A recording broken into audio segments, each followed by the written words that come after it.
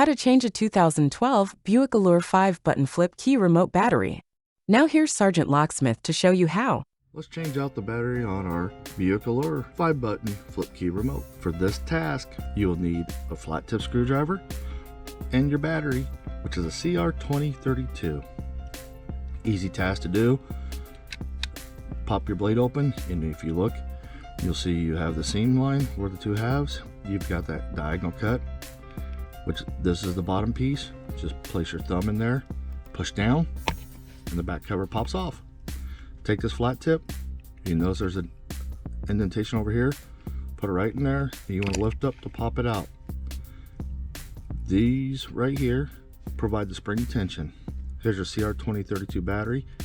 Go ahead and slide it back in, and you notice it goes under that little lip right there, and when you get it in, push it down, and it should lock in with the other tabs. Go ahead and put the back cover on. There you go, you've changed it out. Hey, thanks again for watching, and let's be safe out there.